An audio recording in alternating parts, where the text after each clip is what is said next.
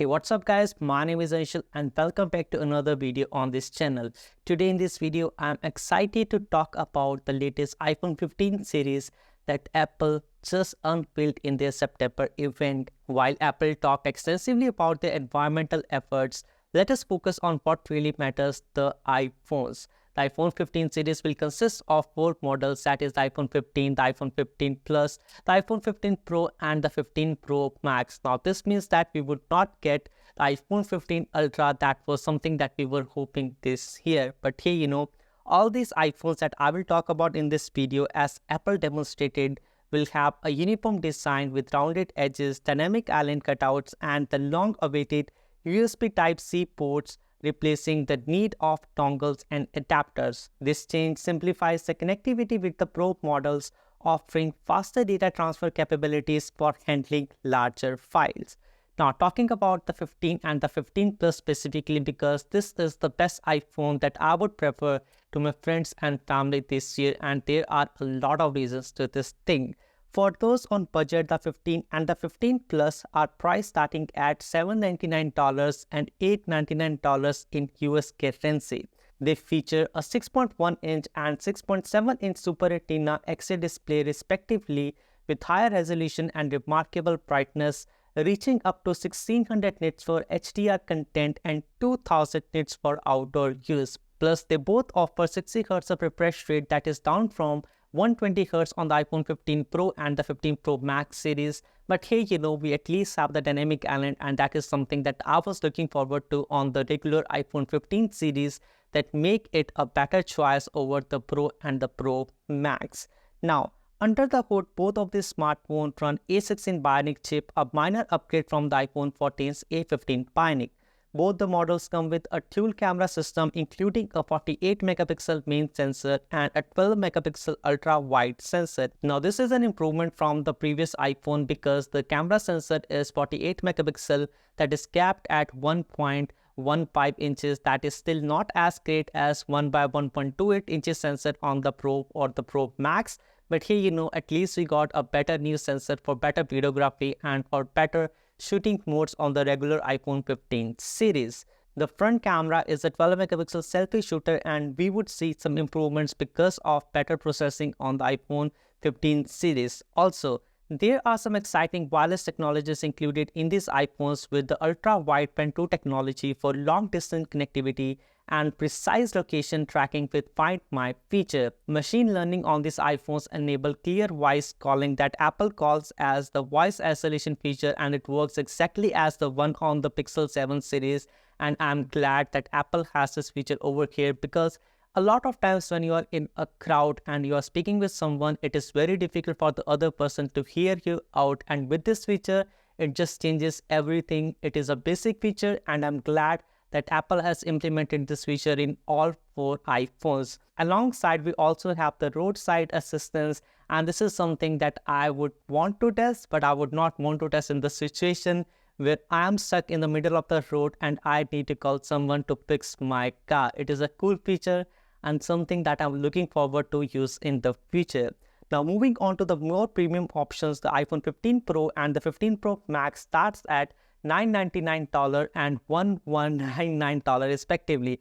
Now you can see this price bump in the Pro Max series, because now the Pro Max come with the base model 256GB instead of the 128. So yes, you are now just locked to buy the 256GB. The last year I bought the 128GB model because it was enough for me, but here 256 is always better, and I'm glad that Apple did not increase the price to like $13.99 or $14.99 US dollar. Now this phone features a 6.1 inches and 6.7 inches Super Retina XDR display with smaller bezels, extreme dynamic range, always on display, and a variable refresh rate up to 120 Hz. Also, these new models come up with a triple camera rear system comprising of a 48 megapixel main camera sensor, a 12 megapixel ultra wide sensor, and a 12 megapixel telephoto sensor. The telephoto sensor comes in different optical zoom capabilities, that is 3x on the iPhone 15 Pro, that is the base variant, and it is very shockingly to say it is a base, because it does not come with the extra features of the 15 Pro Max. But hey, the 15 Pro Max has the 5x optical zoom, finally something that is worth waiting on the iPhone series. Now this remarkable 5x optical zoom comes with a 120mm focal length on the 15 Pro Max thanks to this periscope style lens. The 15 Pro Max also offers a macro photography as one of its 7 camera modes. Additionally, there is a 4K video recording that is at 60 FPS with ProRes and the special video capabilities that will be available later this year. Apple has enhanced various aspects including focus and depth control for the portrait modes, low light photography, and smart HDR for vibrant and detailed photographs and videos. Now talking about the design and the build quality on the iPhone 15 Pro and the 15 Pro Max, both of the smartphones will come in 4 different colors that will include the white, the natural, the black, and the blue titanium frame color. Now that means that both of the smartphones will come with a more premium material, that is the titanium frame that has more durability and lighter weight. The contoured edges and the titanium frame significantly improve the comfort of holding the phone that was an issue with the iPhone 14 Pro and the 14 Pro Max. The phone's interior is made of aluminum, and a notable feature is the action button. That is my favorite feature on this iPhone 15 Pro and the Pro Max, because now you can map it to a camera menu, or you can map it to any other application, or as a shortcut for the silent switch, or anything that you would like to do on your smartphone. So this one over here, the action button, is something that I am looking forward to, and to customize my iPhone even more.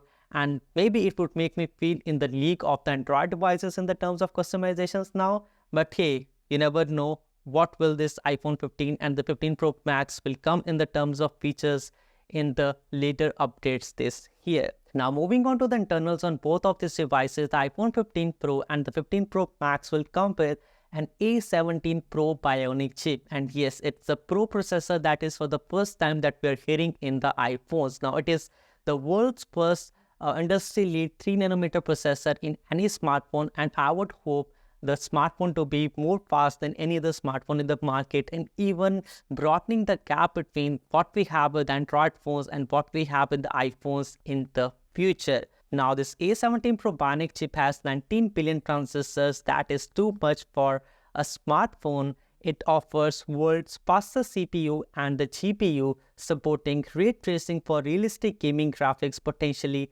revolutionizing the game industry. And I'm something that was looking for a new console from Nintendo in the future. But hey, if you have ray tracing built into your iPhones, I think you do not need an extra console, because everything that you can do on those consoles, you can now do on the iPhone, thanks to the developers working on the same thing with Apple and pushing the boundaries with the hardware ray tracing that we have on these iPhones right now. Now coming back to the iPhone 15 series, let us talk about the colors on these devices. Both of the smartphones, the iPhone 15 and the 15 Plus, will come in some new colors. We will see a black, green, yellow, blue, and an attractive pink color option that would be more suited for the girls.